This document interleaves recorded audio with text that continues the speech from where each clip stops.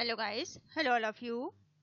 हम आपको RBSC class third की हिंदी करा रहे हैं। इस सीरीज में हमारा जो 5th चैप्टर हमने किया था जिसका नाम था ताकधिना। ठीक है, तो ताकधिना चैप्टर को हमने किया था, उसके आज हम इस क्वेश्चन आंसर एक्टिविटी करेंगे। ये आपका सेकेंड पार्ट है, इसमें हम क्वेश्चन आंसर एक्टिविटी करेंगे। ये आपका पार्ट 2 है। अगर आपने इसका फर्स्ट पार्ट नहीं देखा देख लीजिएगा ताकि आपको इसकी स्टोरी समझ में आ जाए, आप क्वेश्चन आंसर आसानी से इसके कर सकें। चलिए स्टार्ट करते हैं। ये आपका अभ्यासकार है। अभ्यासकार में आओ बातचीत करें। ठीक है, सबसे पहले हम आओ बातचीत करने में आपसे फर्स्ट प्रश्न पूछा गया है। पहला प्रश्न पूछा गया है, आप अपने दोस्तों के साथ कौन कौन से खेल खेलते हैं। तो आप सभी बच्चे जो भी खेल खेलते हैं आप उन्हीं को अपने इस क्वेश्चन के आंसर में, इस प्रश्न के उत्तर में लिख सकते हैं। ठीक है, आपकी सहायता के लिए यहाँ मैंने उत्तर लिखा है आपके लिए। मैं अपने दोस्तों के साथ क्रिकेट, छुपन छुपाई और पकड़म पकड़ाई, फुटबॉल, खो खो आदि खेलता हूँ। ठीक है, आप ऐसे बता सकते हैं। आप एक लाइन का इतना उत्तर ही लिख सकते हैं। आप अगर छोटा सा लिखना चाहें तो ये बस आप इस एक लाइन को लिख सकते हैं, यहाँ से और यहाँ तक। ठीक है, और आप बढ़ाना चाहते हैं तो आप लिख सकते हैं। इसके अतिरिक्त भी कभी कभी हम सब मिलकर सामूहिक खेल जैसे कि रस्सी कूद और ताली बजाकर गाने और नाचने वाला खेल भी खेलते हैं। खेलते समय हम बहुत खुश होते हैं और एक दूसरे की मदद करते हैं। ठीक है, इस तरह से आप अपने उत्तर को लिख सकते हैं।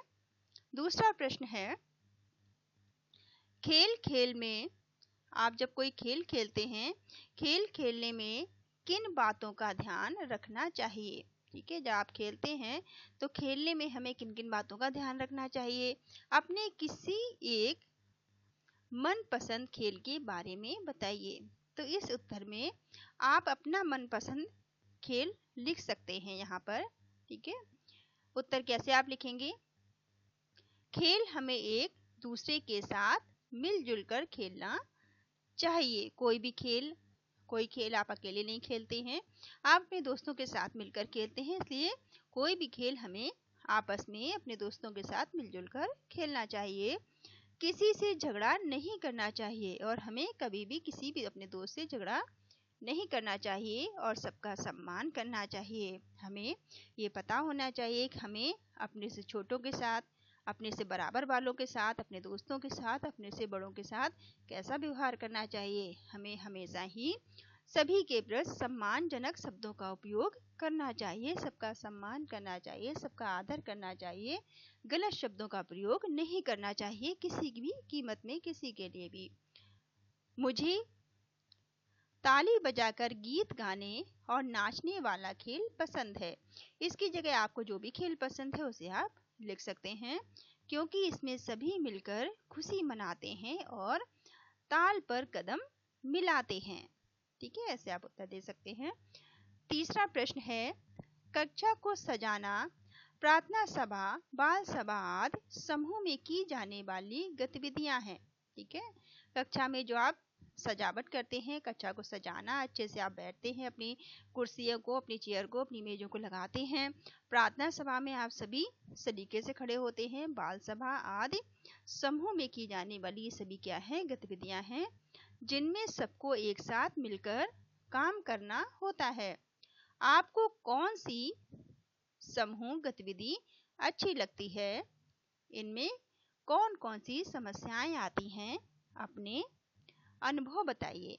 ठीक है, आपको इनमें से बताना है कि आपको कौन सी चीजें अच्छी लगती हैं और आपको इनमें क्या क्या समस्याएं लगती हैं। तो आप उत्तर में लिखेंगे, मुझे बाल सभा बहुत अच्छी लगती है क्योंकि उसमें हम सब मिलकर गाते, नाचते और कार्यक्रम करते हैं। कभी कभी सबको एक साथ बुलाना और तैयारी करना मुश्किल होता है, लेकिन जब सब मिलकर करते हैं तो खुशी मिलती है और अच्छा अनुभव होता है। ठीक है, जब हम सभी किसी काम को मिलजुल कर करते हैं तो उसमें हमें बहुत सारी चीज़ों का अनुभव भी मिलता है और प्रसन्नता भी होती है, खुशी भी मिलती है। चलिए अब इनके उत्तर आपको देना है, सोचें और लिखें। ठीक है, यहाँ पर आपको बताना है, अगर आपने इसका फर्स्ट पार्ट देखा है तभी आप इनके उत्तर आसानी से दे पाएंगे। चलिए देखते हैं। पहला उत्तर प्रश्न है, कविता में कौन सा शब्द बार बार आया है।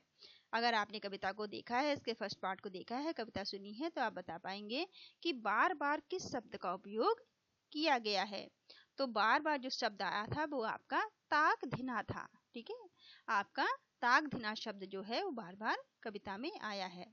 दूसरा है, कविता में क्या करने के लिए कहा गया है।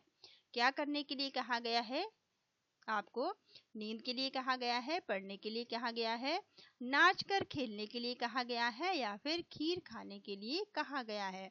तो कविता में क्या कहा गया है, उसमें नाच कर खेलने के लिए कहा गया है कविता में। ठीक है, अब खेलों की आपको यहाँ पर सूची बनानी है। ठीक है,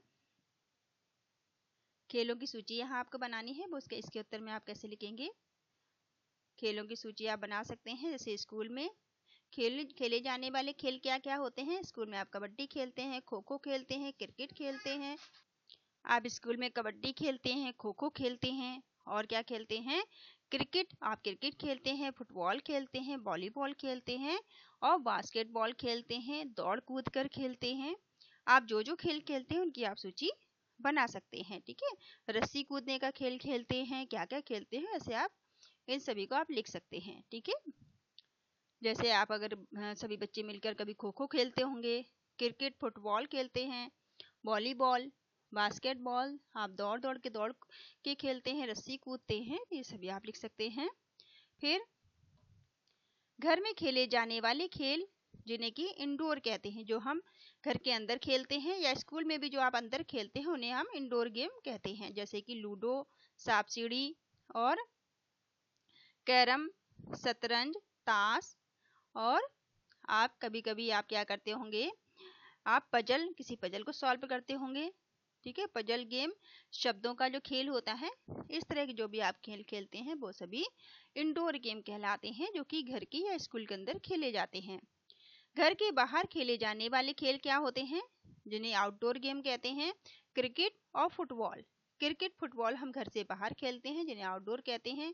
ऐसे पकड़म पकड़ाई, छिपा छिपाई, साइकिलिंग, साइकिल चलाना, रस्सी कूदना, ये सब आपके आउटडोर गेम कहलाते हैं।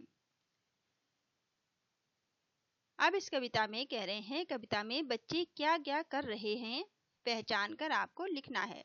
तो कविता में बच्चे क्या क्या कर रहे थे, जैसे कि वो नाच रहे थे। ठीक है, तो आप लिख सकते हैं यहाँ पे, जैसे एक शब्द यहाँ लिखा है नाचना, वैसे आप उत्तर में आप लिखेंगे झूम रहे थे, और वो सभी गा रहे थे, हाथ फैलाए हुए थे। ठीक है, तो इस तरह से आप लिख सकते हैं कि वो गा रहे थे, हाथ फैलाए हुए थे, झूम रहे थे, नाच रहे थे, ऐसे आप लिख सकते हैं उत्तर में। भाषा की बात, अब भाषा की बात में देख लेते हैं क्या क्या है। कहते हैं मावली में मेला लगा। मावली नाम की कोई जगह है जहां पर मेला लगा। किरण, आशा, राजू और अरुण मेले में गए। ये बच्चे जो हैं, चारों बच्चे मेले में जाते हैं। मेले में मिठाई की दुकान पर उन्होंने जलेबी, मावा, रबड़ी मिल रही थी। उन्हें जो मिठाई की दुकानें थी उनमें क्या क्या मिल रहा था, जलेबियां मिल रही थी, मावा, रबड़ी सब मिल रही थी। और उसके पास कचौरी, और वहीं पास में जो दुकान थी उसमें कचौरी, पकौड़ी और नमकीन भी थी। मिठाई खाकर सब झूम रहे थे। सब बच्चों ने क्या किया, मिठाई खाकर, मिठाई खाने के बाद वो झूले पर गए और वो झूला झूलने लगे, और उन्हें बहुत मजा आ रहा था झूला झूलने में। फिर किरण ने खिलौनों की दुकान से ट्रैक्टर खरीदा। किरण ने क्या किया, खिलौनों की दुकान से जाकर ट्रैक्टर खरीदा। आशा ने पुस्तक ली, राजू ने बांसुरी खरीदी, और अरुण ने गेंद खरीदा। इसके बाद वे अपनी अपनी साइकिल से घर आ गए। ठीक है, तो बच्चों ने क्या क्या किया था, मिठाइयाँ खाई थी, और उन्होंने झूला झूला, और उन्होंने ये सारे सामान भी खरीदे थे। इनमें ये जो आपने ये कहानी सुनी है, ये भाषा की बात में जो कहानी हमने पढ़ी है, इनमें नाम वाले शब्द छांट कर आपको लिखने हैं। ठीक है, नाम वाले क्या क्या शब्द हैं, चलिए देख लेते हैं। व्यक्ति का नाम, स्थान का नाम और वस्तु का नाम, ऐसे आपको लिखना है उत्तर में। व्यक्ति का नाम, स्थान का नाम और वस्तु का नाम लिखना है। तो नाम 4 बच्चे थे जिनका नाम किरण, आशा, राजू और अरुण था। और स्थान क्या था, मावली, मावली जगह का नाम था। और वस्तुएं क्या क्या थी वहां पे, जलेबी, पकौड़ी, नमकीन, मिठाई, किताब, गेंद और बांसुरी, ये सारी वस्तुएं थी उस मेले में। तो ऐसे आप अपना उत्तर लिख लेंगे। वीडियो को रोककर आप आराम से उत्तर लिख सकते हैं। अब दूसरा देखते हैं। नीचे कुछ वाक्य दिए गए हैं, इनमें कुछ शब्दों को गहरा काला किया गया है। यहाँ पर आप देख सकते हैं, जैसे गहरा काला क्या है, लड़का और बगुले, बकरियां, कचौरियां और खिलौने और यहाँ पर खिलौना, इन शब्दों को गहरा काला किया गया है। ऐसे शब्दों को नीचे दी गई सारणी में लिखें। पहली सारणी में एक वचन, पहली सारणी में आपको एक वचन के लिए लिखना है, एक वचन के लिए शब्द लिखने हैं, और दूसरी सारणी में आपको बहुवचन वाले शब्द लिखने हैं। ठीक है, एक वचन और बहुवचन कैसे लिखेंगे आप? जैसे लड़का एक वचन है, खिलौना एक वचन है, बकरियां, कचौरियां, खिलौने और बगुले ये आपके बहुवचन हैं। इस तरह से आप इनको लिख लीजिएगा। एक वचन और बहुवचन का मतलब बहुत सारे। ठीक है, अब यहाँ पर रचनात्मक कार्य भी कुछ दिया गया है। यहाँ पर आपको एक पिक्चर दिखाई दे रही है, इसको देखना है आपको। पिक्चर में क्या क्या हो रहा है, ये पिक्चर आप देखिए, इसमें क्या हो रहा है, बच्चे क्या कर रहे हैं।